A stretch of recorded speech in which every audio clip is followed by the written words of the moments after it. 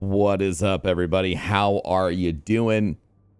It's Broman, and we're back, and this time we're talking. It's the Destiny 2 year-end wrap-up stream of a thing, and it's crazy, crazy. All right. Well, we're in the wrong place to start this wrap up, but let's go through everything we got this year. What was good, what was bad, and we'll talk about it, man. So, beginning of the year started off on a good foot. We got Warmind this year, if I am not mistaken.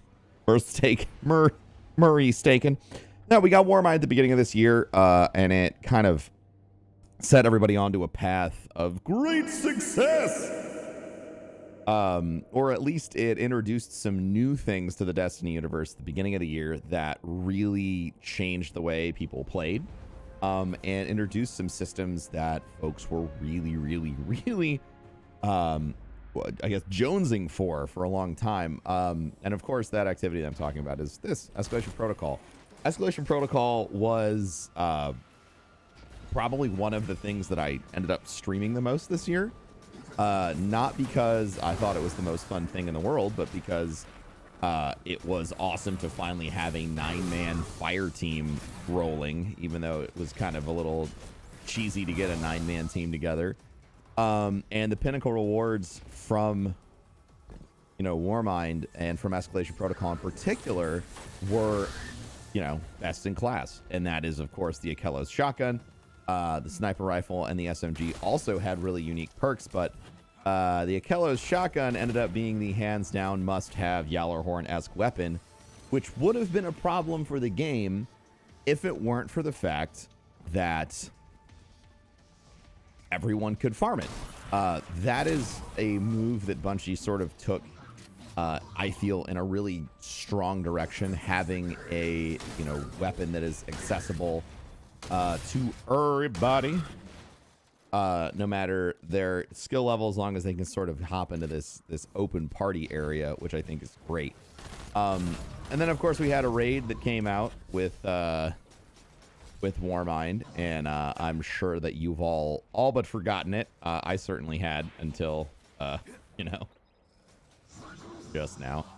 But that was Spire of Stars. Spire of Stars arguably introduced some really cool mechanics into the Destiny universe that have sort of evolved going forward. This idea of carrying and throwing and passing and decoding in real time while we're doing combat. Now, and I know what you're thinking, Broman, that was there's a lot of other stuff that's like that. But to me, the movement required inside of Spire of Stars is what really made it feel different and unique to me.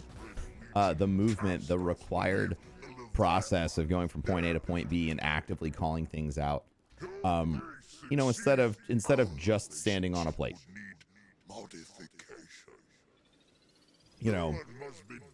The concept of time management inside the combat for damage cycles, things like that. I really enjoyed that. Now downside, probably not the best loot. I think the encounter is superlative. I think that all of Destiny's raids are great to play at least once. But creating crafting experience that wants you to come back over and over again really does involve having super awesome loot, which unfortunately, I think that the kind of general consensus is that at least in my mind, that there was a lot to be desired from the loot side of things from these two layers. But that was the beginning of the year. That's what we had. That's where we started.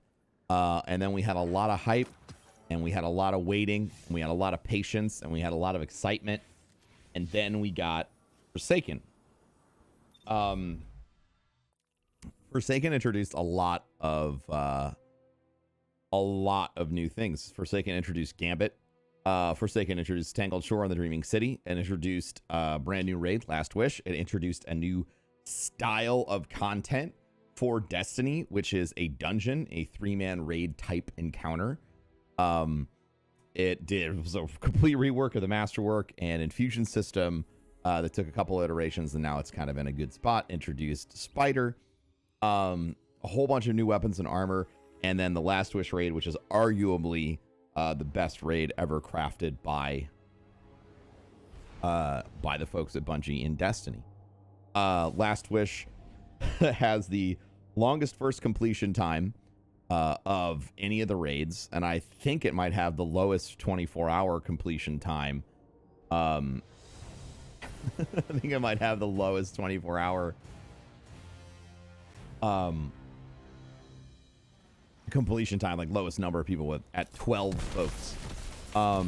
It was an incredible race. It was awesome to really see everything about raiding in Destiny taken up to 11, making it a really challenging encounter and providing absolutely incredible rewards. I really liked all the armor. The 1,000 Voices is a mythic class level exotic in my mind. It really feels awesome, and I still don't have it. Man, what else? What else did I love about the raid? The variety of encounters, the size and scope of the raid. You know, the fact that there's multiple bosses and everything that you want, everything that you would be hoping for in a raid. Really felt fucking good, man. Last Wish is fantastic. And then, you know, in the middle of the conversation that seems to be ongoing in Destiny of well, I'm a 3-person fire team, or I'm a solo player, and I don't have endgame PvE content that's really designed for me. And lo and behold, as a fucking surprise, at the end of the 3rd week of the curse, we have a dungeon. Now, I wish I could go into the dungeon and show you what it looked like, but it's just, unfortunately, it's not full curse week. But the dungeon is a piece of content that is designed to be played with friends or soloed, that is incredibly hard and actually had a higher light level requirement or end game than the raid did. I still can't believe that something that awesome was hidden in the game. It was such a surprise, and it was such a great source of in-game power and triumphs and all that stuff. Speaking of some very nice things that we got, you know, we got these introduced to collections, we got introduced to the triumphs, but then we also got introduced to all this fantastic, you know, in-game lore, all this other wonderful stuff. But now we have this system of being really engaged with the story, and this consistent story-based cycle that's happening inside of the Reef. You know, every 3 weeks we get a little bit more story, including this big bombshell that they dropped last week. You know, the fact that, you know, a ghost turned Prince Uldren's dead body into a guardian. You know, this is the kind of stuff that Destiny has been lacking in the past that really makes it feel like a living world. Other really huge moments of change and evolutions of, you know, that escalation protocol feel. You know, we ended up with the Blind Well, along with the dungeon, as locations where we can farm for endgame power, or we can go and, you know, do something in the Destiny universe if that's what we find fun. And that iteration evolved even further as we now have the Black Armory, which is the first thing to come out that is sort of a new concept for Bungie, because the Black Armory is not a DLC, it's a season of content, and if you own the annual pass, you have, you know, access to premium content. And that is sort of, in my mind, the culmination of what this whole, what started an escalation protocol to now, sort of concept of, now we have places in the game where we can go farm gear specifically to get specific roles, and you end up with godly things like, you know, the blast furnace, or maybe you were one of the lucky people to get a really awesome rolled kindled orchard. Maybe you have a Tatara gaze that's got outlaw and kill clip on it. I don't know, but this idea that, in recognition that the community wanted options to pursue power, and then along with those options, they wanted options to perfect those pieces of gear. And I think the feedback around everything where people are like, well, I'd really like re-rolling to come back, or I'd like to be able to build out perks or buy perks for, like, I think that all of that feedback, all those conversations are just so good. But I don't want to take away from the fact that I definitely feel like gear diversity is just, I feel like it's heading so strongly in the right direction, like with the, you know, I mean, even with the crazy additional perks that we have, you know, do I not have it on me? You know, the fact that you can get rampage spec, the fact that we have stuff like the nation, like you have you know, dragonfly spec that increases the power of dragonfly and basically turns, you know, these old explosions into firefly explosions. And you know, you have crazy new weapons that are coming out that do like damage over time and really have these strong MMO feeling backgrounds. You know, the Thunderlord quest coming out, we had the introduction of that after Forsaken. You know, the reintroduction of LMGs, the first iteration of a seasonal event with Festival of the Lost that everyone was kind of like, I don't know. And then that set the bar for what a seasonal event was. And then we have the Dawning, which is going on right now, and you're like baking cookies and you're loving it because you're getting shit tons of cores and whatnot. Which, by the way, if you're not doing that to farm cores, bake some stuff, bake some telemetry stuff for your boy Banshee. Smart moves. There's just so many little things. You know, Destiny's finally starting to flesh out. It finally has more to do in a week than you could possibly get done, which is great. That's how an MMO should feel. And I've always said that the more Bungie leans into that MMO style in Destiny, the more success. Yes. The more success they're going to have with engaging the player base long term, because people want to find an activity and then they want to find another activity, and once you've got people locked in with 3 or 4 things they love doing every week, that's a dedicated player, you know. That's what folks are really looking for. And I feel like more than anything else, I've been wanting to do this for so long. Yeah. Yes. I want to go shoot stuff now. I feel like that's what people have been looking for so long from Destiny, is a large enough diversity of content that they can go in every week and do their favorite things and not feel like they're depriving themselves of progression or growth, but really feeling like they have a targeted experience towards getting things done that they want to get done. All in all, I think 2018 was a fantastic pivot year for Destiny 2. I'm looking forward to the Season of the Joker, or Joker's Wild, or whatever they're calling it. Season of the Joker? Season of the Drifter. And Season of Redacted, whatever that ends up being, that's coming this next year. And whatever they're going to drop in September, which I'm sure is going to be another Forsaken-sized expansion to the universe.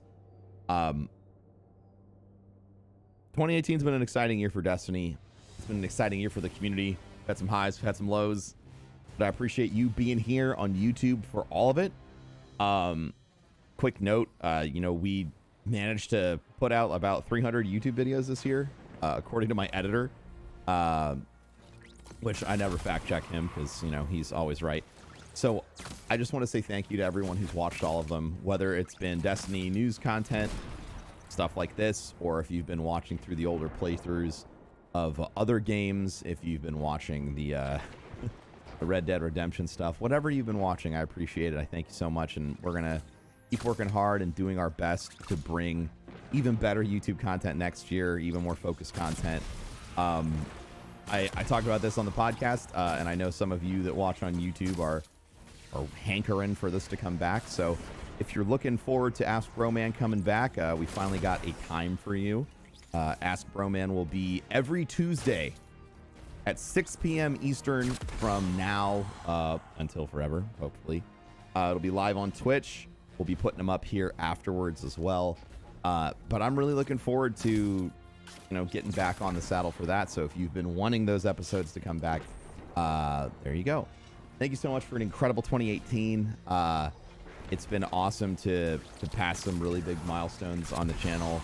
and to get close to 250,000 followers, 250,000 followers or subscribers on YouTube. It's a number I never thought that I'd have, but it's a number I always appreciate. So thank you so much for an incredible year, and I will see you next year. Probably again before that. But if you're from the Destiny community, you're probably just going to watch this. So see you next year. Love you guys. Peace.